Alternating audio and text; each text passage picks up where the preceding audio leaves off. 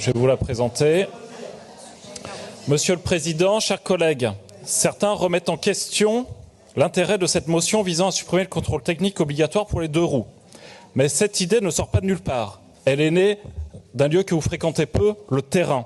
Lors du grand rassemblement de la Fédération française des motards en colère, le 18 mai dernier à Limoges.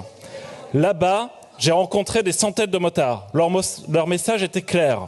Ils rejettent ce contrôle technique. Pas une seule personne présente sur place ne l'a défendu.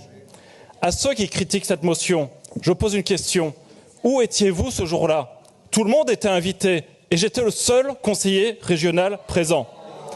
Avez-vous pris le temps d'échanger pendant 3 heures avec ces motards passionnés? Moi, je l'ai fait.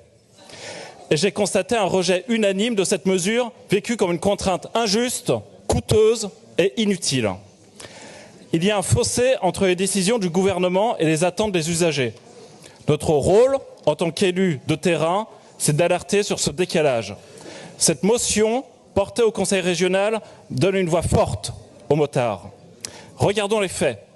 Selon l'étude European Made, seulement 0,3% des accidents de deux roues sont dus à un défaut technique.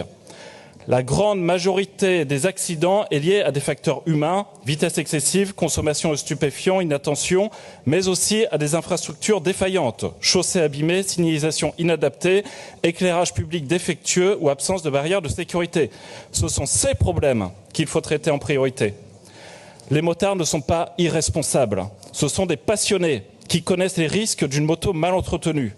Ils veillent rigoureusement à l'état de leur véhicule. Mais l'État, incapable d'entretenir ces routes, impose une nouvelle taxe déguisée à des usagers déjà exemplaires. Car soyons clairs, ce contrôle technique est une nouvelle taxe. Les motards préféreraient investir cet argent dans l'entretien de leur moto plutôt que de le verser à un centre de contrôle technique et à l'État via la TVA. Et que dire des centres de contrôle? Beaucoup n'ont pas les équipements nécessaires pour réaliser ces contrôles correctement. Pour eux, cette mesure est coûteuse et peu rentable. Certains, même, ferment leurs ateliers dédiés aux deux roues. Parlons aussi de la catégorie L, qui inclut scooter, moto, quad et voitures sans permis. Les défaillances relevées concernent surtout les 50 cm3 et les voitures sans permis, pas les motos. Pourquoi pénaliser tout le monde alors? Enfin, la directive européenne de 2014 qui impose ce contrôle est appliquée de manière inégale. Des pays comme le Portugal ont obtenu des dérogations. Pourquoi la France ne défend-elle pas les intérêts des Français face à une technocratie européenne excessive? Les motards, par contre, ne sont pas contre tout changement.